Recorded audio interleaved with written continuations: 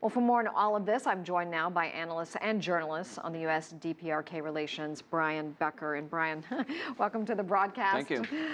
Ri Hong-ho just wrapped up his comments before the UN. This sort of war of words, trading of the barbs seems very counterproductive at this point. Well, you would think at the opening week of the General Assembly of the United Nations that there might be a coming together of nations that had conflicts. In fact, the conflict has been exacerbated during this week. Again, I think we have to start back with Donald Trump's speech. I mean, he didn't have to call Kim Jong-un Rocket Man. He didn't have to threaten to totally destroy an entire nation, a nation that had been totally destroyed by the United States between 1950 and 53. In other words, Donald Trump wanted the week to be like this. And of course, once he talks like that, once he threatens to destroy North Korea will ramp up the rhetoric as well. So that's what we're witnessing.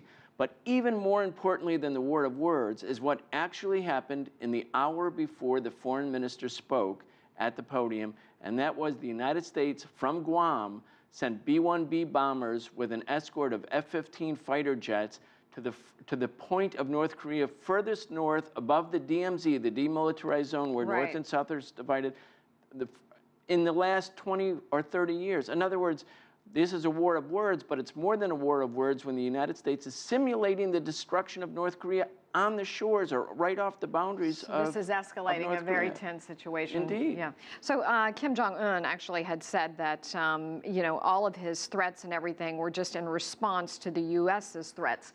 How do we make sense of who began this? Well, North Korea says, look, the United States is the only country to have used nuclear weapons. They did so in Nagasaki and Hiroshima. That's what the foreign minister said. He said the United States was the entity that introduced nuclear weapons into the Korean Peninsula. Also true. He also said the United States threatened to carry out the nuclear destruction of North Korea in 1953. Also true.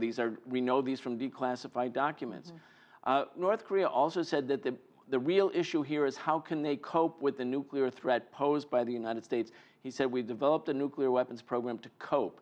He also called on the United Nations to go back to the Charter, and the Charter calls for not just peace, but for justice. That was his theme over and over again. We want justice. We want justice. Peace is not simply the absence of war. We want the sanctions lifted. We want to be able to trade with other countries.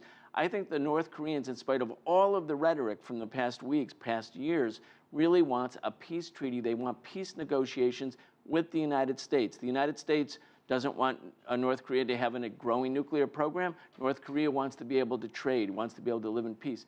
Both those entities can give the other what they need. Are these sanctions going to have a real impact this time?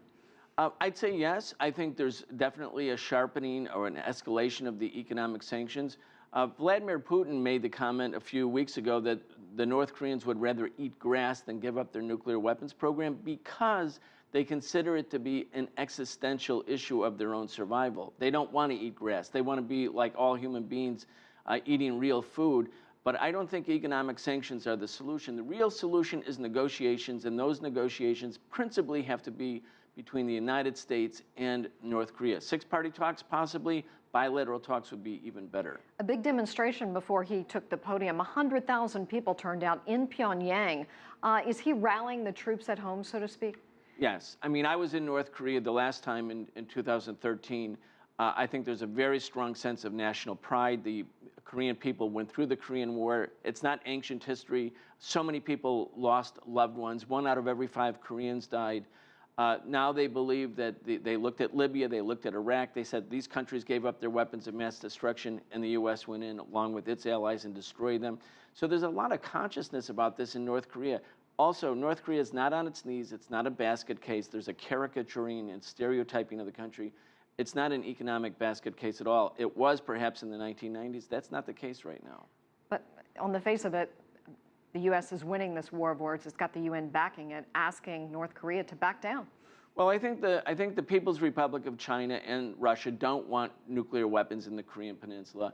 But you can also see they're not happy about what Donald Trump is doing. They're insisting that the United States start to act like a real power, meaning not simply reckless shooting from the hip, acting like cowboys, threatening to destroy an entire people, which is a genocidal thing. The Russians and the Chinese actually want to go back to the table, and they want the formula freeze for freeze, a moratorium on U.S. war exercises that simulate the destruction of DPRK in exchange for a freeze or a cap